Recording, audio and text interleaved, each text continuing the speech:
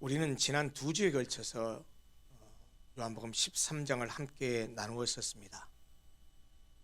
지지난주는 제자들의 발을 씻어주신 예수님, 그리고 지난주는 새 계명, 너희도 서로 사랑하라 라는 제목으로 예수님의 가르침을 함께 나누었습니다. 그리고 그것을 통해서 우리 그리스도인의 삶의 원리는 바로 예수님이 가르쳐 주시고 본을 보여주신 사랑과 섬김이라는 사실을 함께 나누었습니다. 13장을 강의하면서 말씀드렸다시피 요한복음 13장에서부터 시작해서 17장까지를 보통 다락방 강화라고 합니다. 마가의 다락방에서 주신 말씀이기 때문입니다.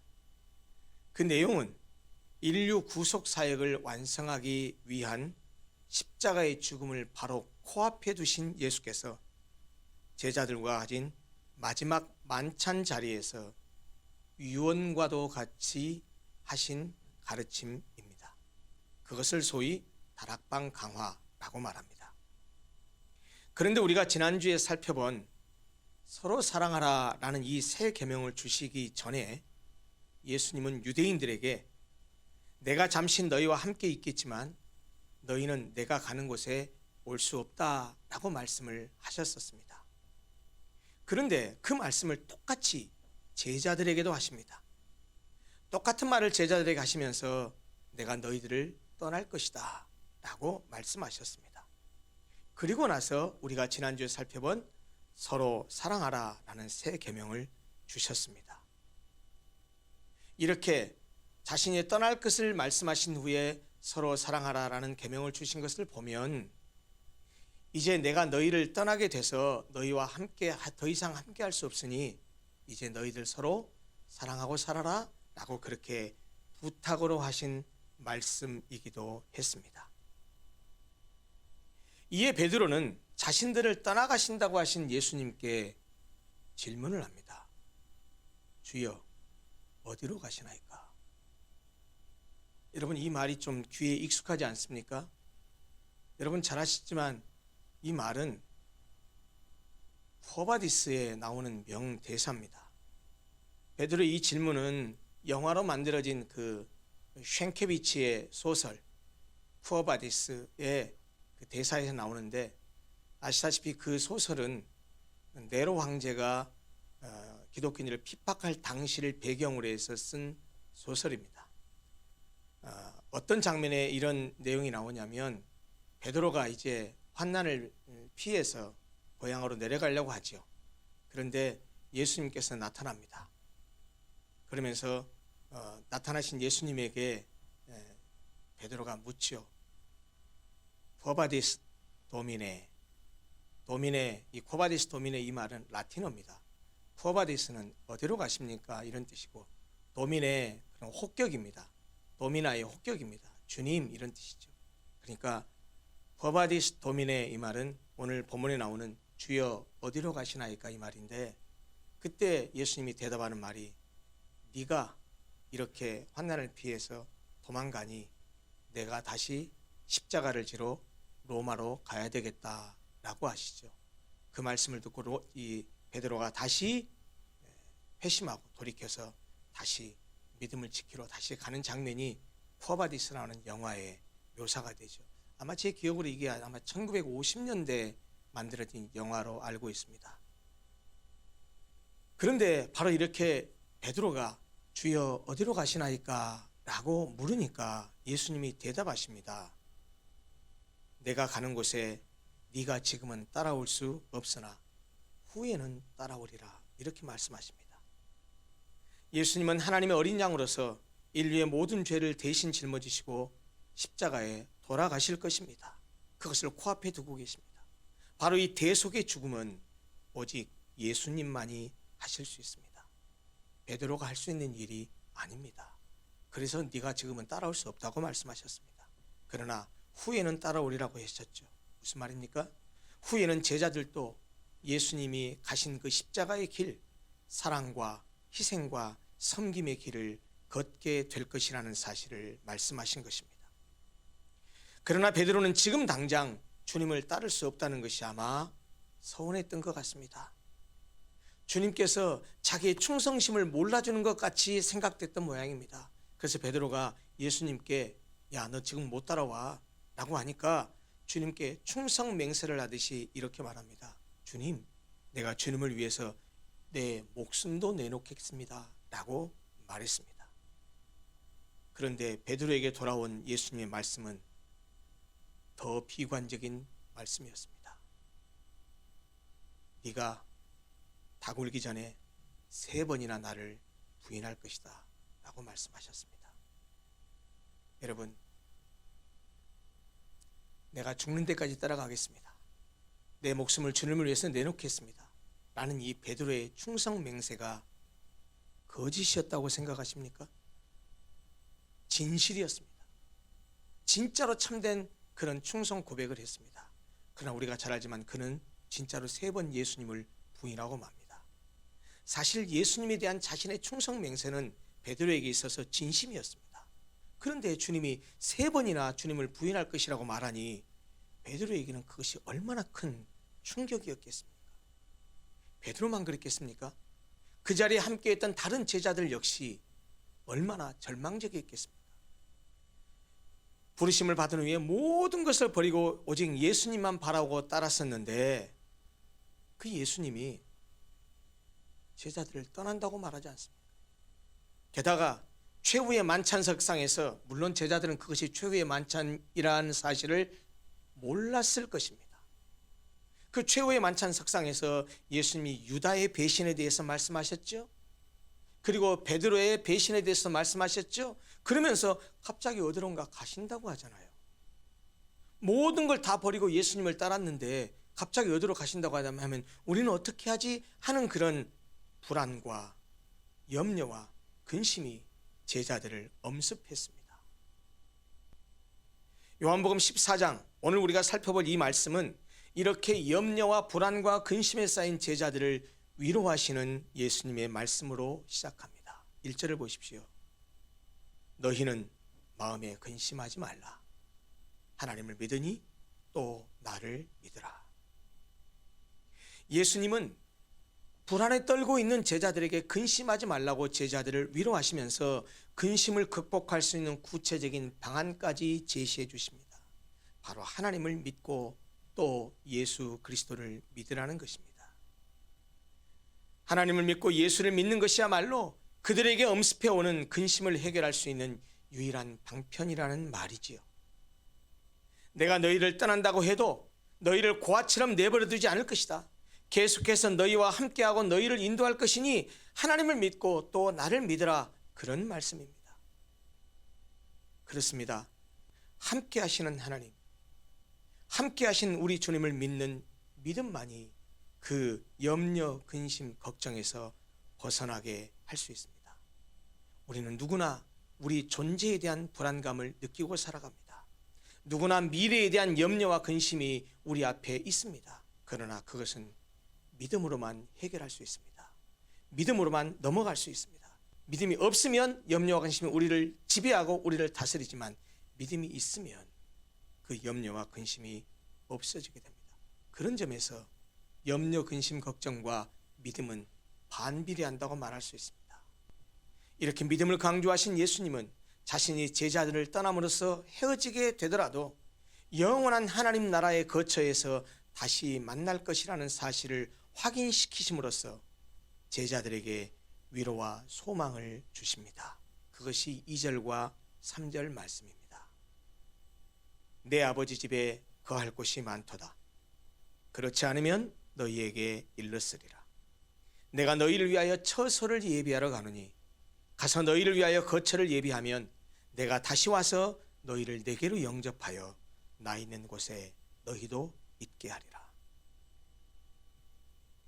여러분, 지금 예수님이 제자들을 떠나가시는 것, 제자들과 헤어지게 되는 것이 무엇 때문입니까? 십자가를 져야 되시기 때문입니다. 그런데 주님은 십자가를 지는 사건, 그것을 제자들이 거할 처소를 예비하러 가는 것이라고 말씀하십니다. 제자들뿐 아니라 하나님의 택한 자가 영원히 거할 처소를 예비하는 일은 오직 십자가의 죽음, 곧 대속의 죽음을 통해서만 가능하기 때문이죠. 그런데 이 2절과 3절 말씀은 단순히 예수님이 천국을 준비하러 간다, 천국 준비하면 너희들 내 데리러 올게, 나중에 재림할게, 이런 간단한 의미만을 함축하고 있는 것이 아닙니다. 사실 2절과 3절 말씀은 신학적으로 매우 깊은 뜻을 포함하고 있는 말씀입니다. 2절의 아버지 집은 아버지 집, 하나님의 집이죠. 하나님이 거처하는 곳이죠. 하나님의 거처로서의 단순히 하늘, 하나님의 거처로서 하늘, 즉 천국이라는 의미도 있습니다. 그런데 여기서 말하는 아버지 집은 단순한 천국을 가리키기보다는 하나님께서 거하시는 성전의 신약적 성취인 그리스도의 몸으로서의 교회 공동체를 의미합니다. 또 거할 곳은 문자적으로는 저택들이라는 뜻입니다. 영어 성경은 이것을 맨션으로 번역했습니다. 그런데 이 거할 곳이라는 말은 하나님께서 거하시는 처소거든요.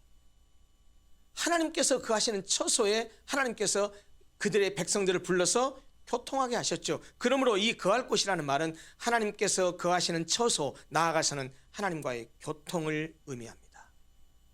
즉 거할 곳이란 예수님을 믿는 사람이 하나님과 교제를 나누는 하나님의 거처를 뜻합니다. 그러므로 아버지 집에는 거할 곳이 많다라는 말씀은 하나님이 거하시는 성전의 신약적 성취인 교회 공동체에 하나님과 교제를 나눌 수 있는 자리가 많이 있다라는 뜻입니다. 바로 예수님이 그것을 준비하기 위해서 제자들을 떠나가는 것이다, 십자가에 죽는 것이다 라고 말씀하신 것입니다. 조금 어렵게 느껴질지 모르겠습니다. 조금 더 쉽게 설명하죠. 이것은 예수님께서 제자들을 떠나심으로써, 즉 예수님께서 십자가에 죽으심으로써 이루어지게 될 하나님의 성전에 관한 엄청난 변화를 예고하신 것입니다. 이 구약에서 말하는 하나님의 성전이 무엇입니까? 쉽게 말하면 하나님이 거하시는 곳이에요. 이동할 수 있는 장막의 형태이든지 아니면 예루살렘이라는 한 장소에 세워진 건물의 형태이든지 성전은 하나님께서 머무는 거처입니다. 이렇게 하나님께서 임재하여 그곳에 머무시는 상징으로 하나님의 거처에는 반드시 여호와의 영광의 구름이 머물러 있었습니다. 그래서 모세가 광야에서 성막을 세웠을 때 하나님의 임재를 상징하는 그 여호와의 영광의 구름이 성막을 가득 채웠고, 첫 번째 성전, 제1성전이라고 하는 솔로몬이 지은 솔로몬 성전, 그 솔로몬이 성전을 완성하고 나서 하나님께 봉헌했을 때도 여호와의 영광의 구름이 어김없이 그 성전에도 임했었습니다. 말씀드린 대로 첫 번째 성전은 솔로몬에 의해서 지어져서 솔로몬 성전이라고 부르지요. 그 솔로몬 성전은 불행스럽게도 BC 586년에 이스라엘을 침략한 바벨론 군대에 의해서 파괴당했습니다. 그리고 이스라엘 백성들은 바벨론의 포로로 끌려갔죠. 그리고 거기서 70년 동안 포로 생활을 합니다.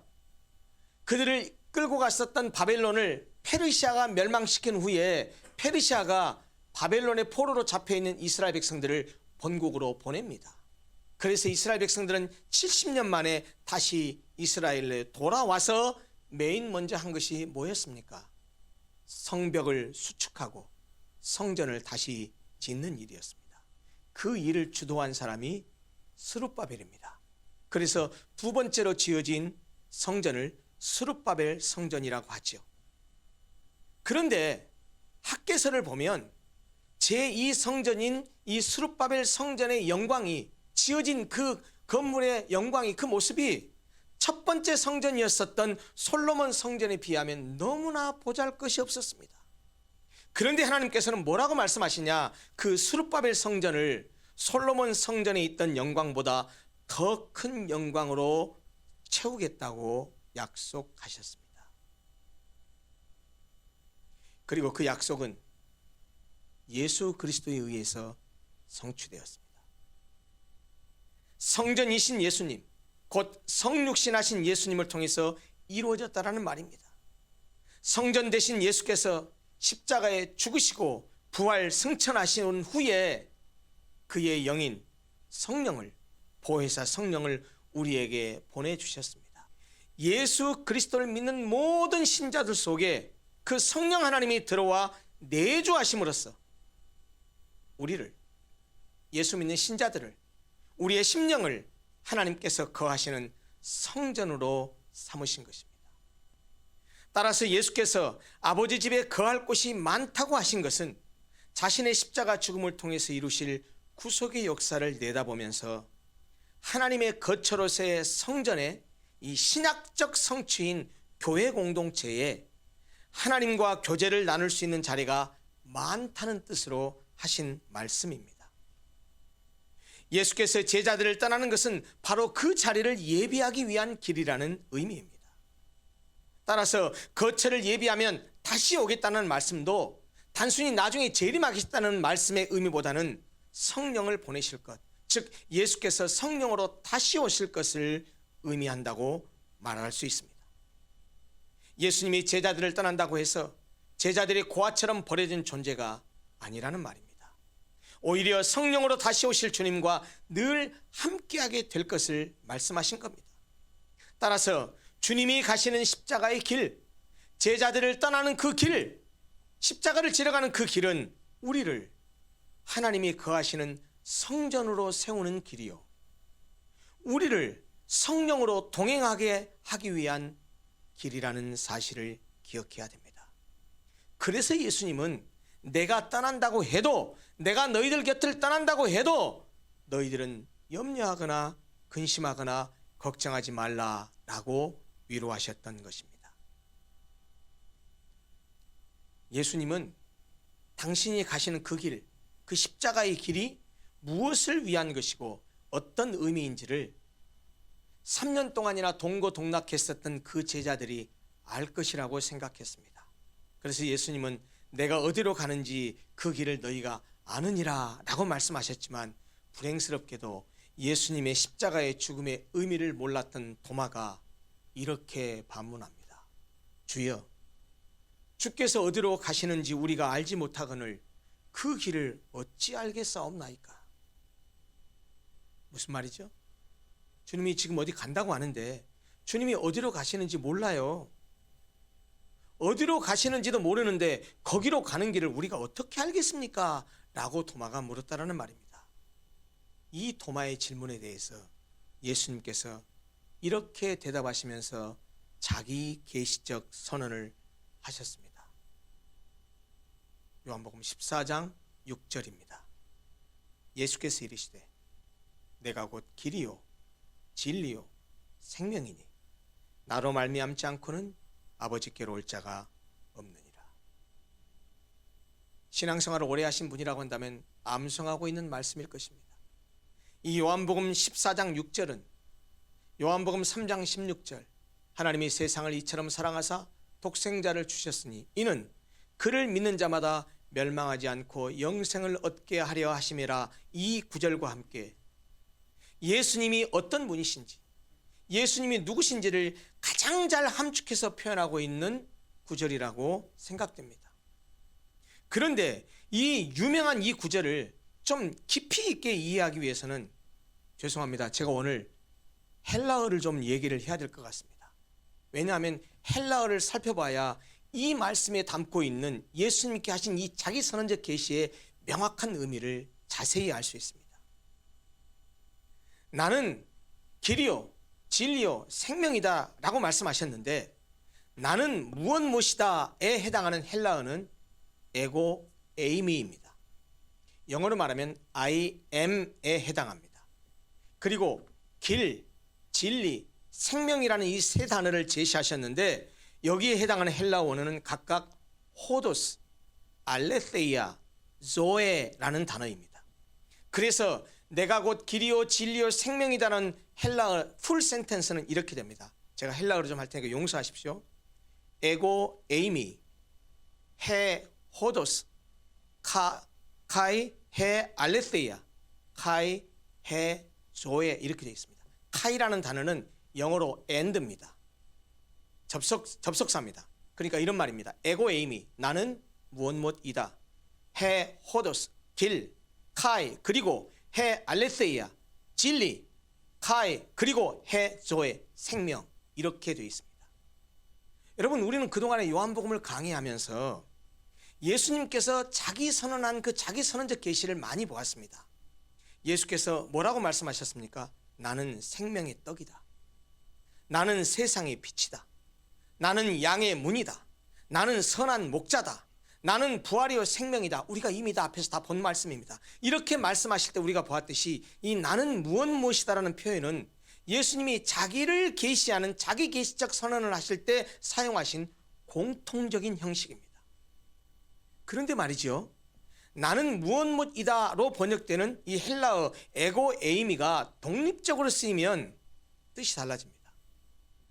이 비동사가 독립적으로 써서 완전 자동사로 쓰이면 존재한다는 뜻입니다.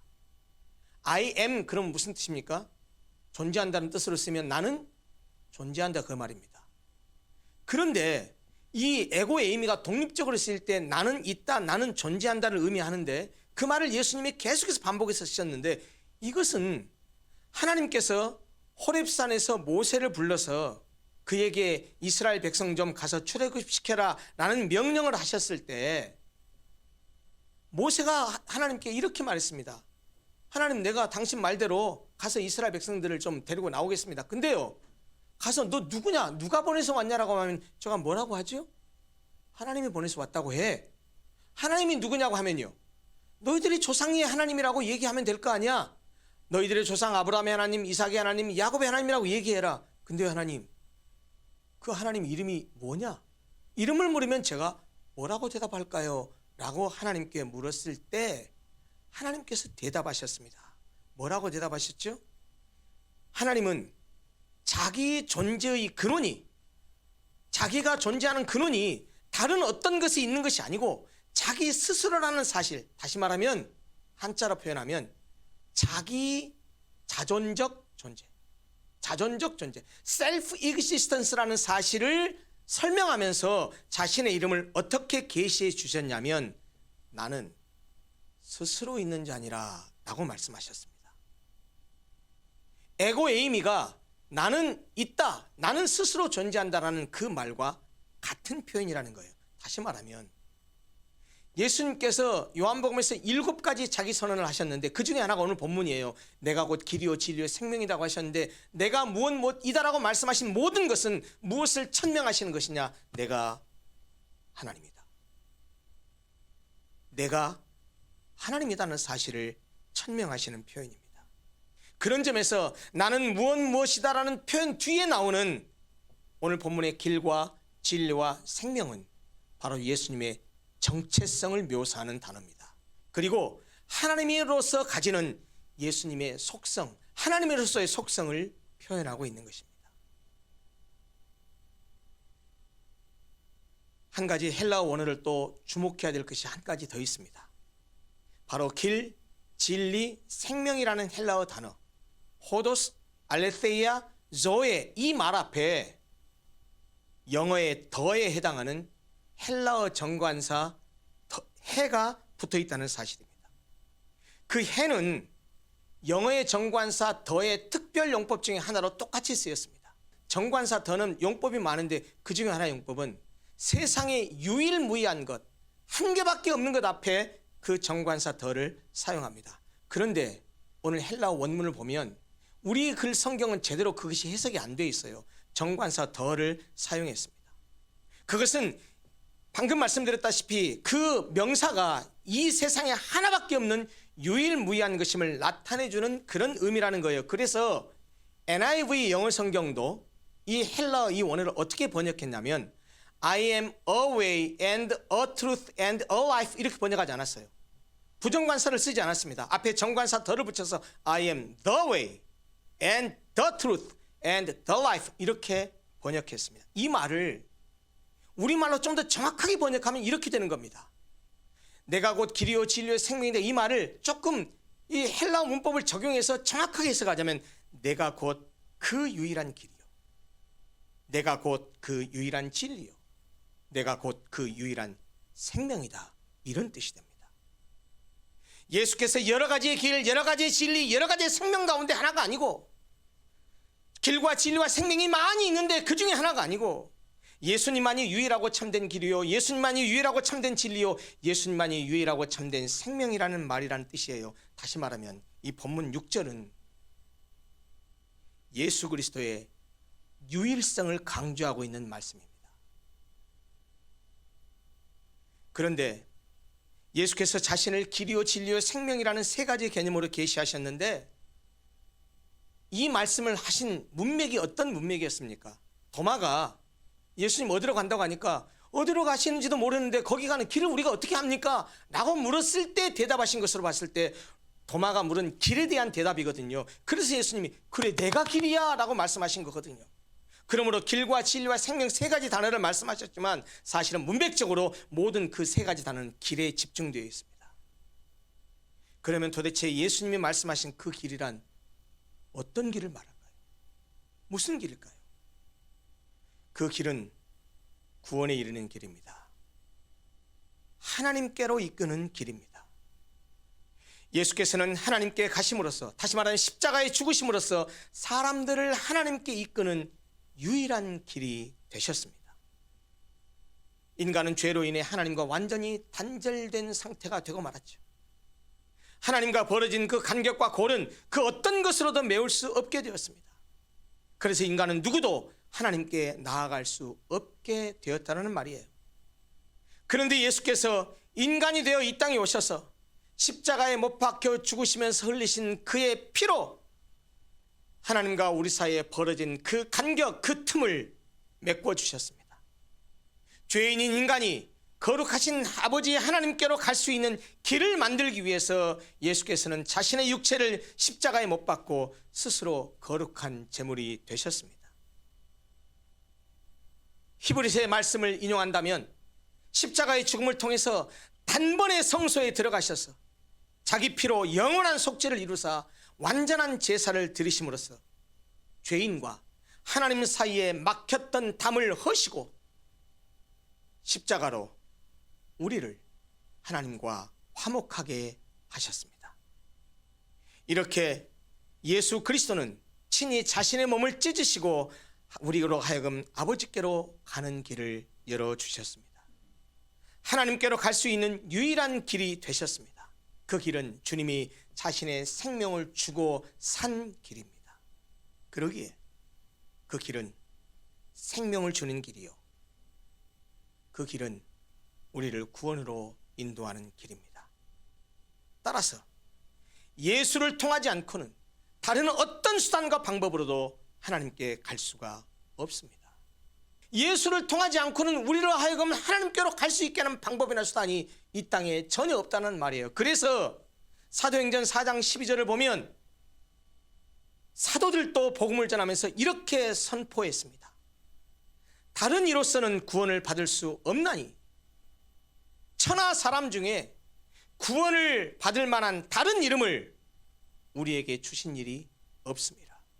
죄인이 구원을 받을 수 있는 길은, 죄인이 거룩하신 하나님께 갈 수 있는 길은, 죄인이 하나님 나라에 갈 수 있는 길은 오직 예수뿐입니다. 외길입니다. 한 길입니다. 오직 예수를 통해서만, 오직 예수를 믿는 믿음으로만 갈 수 있습니다. 예수 그리스도만이 아버지께로 가는 유일한 길이라는 말입니다. 뿐만 아니라 예수님은 유일한 진리라고 말씀하셨습니다. 내가 곧 유일한 그 진리라고 말씀하셨습니다. 진리란 무엇입니까? 하나님 자신입니다. 하나님이 진리입니다. 그러므로 당신이 진리라는 표현은 내가 하나님이라는 말이에요. 그리고 하나님의 계시를 진리라고도 말하죠. 그런 점에서 내가 진리라고 말씀하신 것은 단순히 예수님이 그냥 내가 좀 진실하다, 내가 참되다 이런 정도를 말씀하시는 것이 아닙니다. 바로 자신이 유일한 하나님이시요 하나님의 계시의 실현이라는 말씀입니다. 바꿔 말하면 예수님만이 하나님 아버지를, 진리신 하나님 아버지를 가장 명확하게 계시하는 분이라는 뜻입니다. 우리가 예수 그리스도의 말씀을 따른다라는 말은 그러므로 하나님의 말씀을 따르는 것과 같은 것이 되는 것이죠. 또 예수님은 그 유일한 그 생명이라고 말씀하셨습니다. 여러분, 생명이 무엇입니까? 단순히 생명이 삶의 연장을 의미하는 것만은 아닙니다. 지복의 상태, 행복의 상태가 끊임없이 지속되는 것, 그것을 생명이라고 말하죠. 예수께서는 이런 생명을 스스로 지니신 분일 뿐만 아니라 사람들에게 이러한 생명을 부여하실 수 있는 유일한 분이십니다. 생명은 그 누구도 주지 못합니다. 십자가에서 죽으시고 부활하신 예수님만이, 다시 말하면 죽음을 이기신 예수님만이 우리에게 참된 생명을 주실 수 있습니다.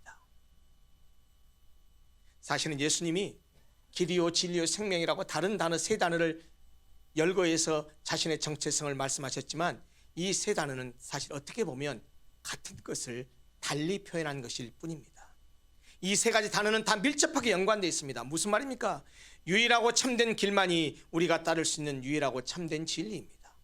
유일하고 참된 길만이 우리에게 유일하고 참된 생명을 줄 수 있습니다. 예수님은 진리의 길이며 생명으로 이끄시는 길입니다. 예수님은 길을 보여주는 진리고 생명을 주시는 진리입니다. 예수님은 우리에게 영원한 생명을 주시기 위해서 길과 진리로 나타나신 분입니다. 그러므로 우리는 길이신 예수를 통해서만 하나님께 나아갈 수 있고, 우리는 진리신 예수를 통해서만 하나님을 알 수 있으며, 우리는 생명이신 예수를 통해서만 영원한 생명을 얻을 수 있습니다. 다른 길이 없습니다. 여러분, 이것이 바로 우리의 구원자, 우리의 구세주로서의 예수의 유일성입니다. 이것이 바로 기독교 진리의 유일성입니다. 예수님으로 말미암지 않고는 하나님 아버지께로 올 자가 전혀 없다는 말입니다. 이렇게 길이요 진리요 생명이신 예수님을 알면 하나님도 알게 되지요. 왜냐하면 예수님은 아버지 하나님의 완전한 계시자요, 예수님과 하나님은 한 분이기 때문입니다. 그런데 오늘 본문 뒷부분을 보니까 빌립이 그러잖아요. 하나님 좀 보여주십시오. 아버지를 내게 보여주옵소서. 그러면 족하겠나이다. 예수님 답답한 마음으로 얘기하죠. 야, 나를 봤으면 아버지를 본 건데 왜 아버지를 또 보여달라고 하냐? 내가 아버지 안에 있고 아버지가 내 안에 있잖아. 내가 하나님이잖아. 라고 말씀하신 것입니다. 그래서 바로 그 하나님이, 예수 그리스도가 하나님이라는 사실을 믿을 때에 내가 한 일을 할 것이고 내가 한 일보다 큰 일을 할 것이라고 예수 그리스도에 대한 믿음을 강조하셨던 것입니다. 이제 본문을 좀 마무리하려고 합니다. 오늘 헬라어를 얘기해서 여러분들이 좀 거북살스럽게 들을지도 모르겠지만, 예수 그리스도가 하신 그 말씀에 내가 길이요 진리요 생명이라는 말씀의 의미를 명확하게 알고 그걸 붙들고 살아가야 하겠기에 그에 대한 명확한 말씀을 전하기 위해서 그렇게까지 한 것입니다. 여러분, 그런데 우리 옛 성현들이, 지혜를 가지신 분들이 우리에게 이런 말을 한 것을 여러분 잘 기억하고 아실 겁니다. 길이 아니면 가지 말고, 말이 아니면 하지 말아라. 참 귀한 교훈이에요. 길이 아닌 곳으로 가게 되면 어떻게 되죠? 사고 납니다. 기차가 탈선하면 어떻게 되죠? 사고 나요. 비행기가 항로를 이탈하면 어떻게 돼요? 격추될 수 있어요. 배가 해로를 벗어나면 어떻게 돼요? 암초에 걸려 좌초할 수 있습니다. 인생에도 길이 있습니다. 가야 될 길이 있습니다. 그런데 길이 아니면 가지 말고, 말이 아니면 하지 말라고 했는데, 뒤집어서 말하면 길이면 가야 되고 말이면 해야 된다는 거예요. 가야 될 길이라면 주저하지도 미뤄서도 안 됩니다. 그런데 오늘 성경을 보니까 우리를 천국으로, 하나님께로 인도하는 유일하고도 참된 길이 있다고 합니다. 그분이 예수 그리스도입니다. 절대적 가치의 붕괴로 대변되는 것이 오늘날 현대사회입니다. 포스트 모던이라고 말하죠. 절대라는 것을 인정하지 않습니다. 그래서 오늘날 현대사회는 절대를 부정하고 상대를 얘기할 뿐만 아니고 다양성을 강조합니다. 이렇게 포스트 모던 현대주의가 말이죠, 다양성을 인정하다 보니까 심지어 기독교 안에조차도 들어왔어요. 예수 그리스도의 유일성을 포기하고 다른 종교에도 구원이 있고 다른 방법으로도 구원을 얻을 수 있다고 말하는 사람들이 교회 안에 있습니다. 그런 목사가 있습니다. 여러분, 다 거짓말입니다.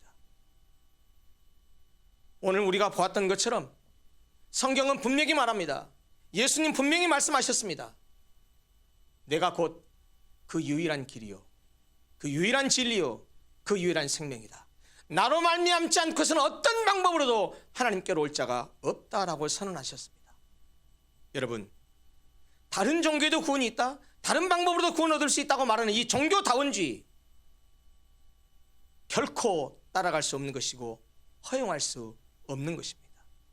아무리 세상이 변해도 우리가 죄인이란 사실 변하지 않습니다. 아무리 세상이 변해도 하나님께 갈 수 있는 길은 예수 그리스도밖에 없다는 사실 변하지 않습니다. 십자가에서 죽으시고 부활하신 예수께서 하나님께로 갈 수 있는 유일한 길이요, 유일한 진리요, 유일한 생명이라는 사실은 변하지 않는다라는 것입니다. 죄에 빠진 인간이 죄로부터 구원받을 수 있는 길은 예수밖에 없어요. 왜냐하면 죄를 해결할 수 있는 방법이 없어요. 죄를 해결한 길은 하나님께서 우리 죄를 대속해서 십자가 예수를 대신 못 박아 죽이신 그 일 외에는 없어요. 세상의 종교가 좋은 가르침을 다 주지만 어떤 종교도 우리를 위해서 누가 죽어주었다고 말하는 종교는 없어요. 여러분, 이것이 기독교의 유일성입니다. 이것이 복음의 유일성입니다. 이것은 양보할 수도 없고 타협할 수도 없는 진리입니다.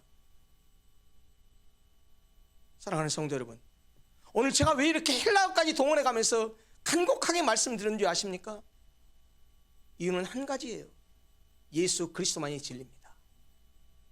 예수 그리스도의 그 길을 가지 않으면 구원받을 수 없어요. 여러분, 그러기에 우리에게는 또 하나 과제가 주어집니다. 예수 그리스도가 유일한 길이라면 그가 제시한 길을 따라야 되는데 단순히 믿는 것으로 끝나는 것이 아닙니다.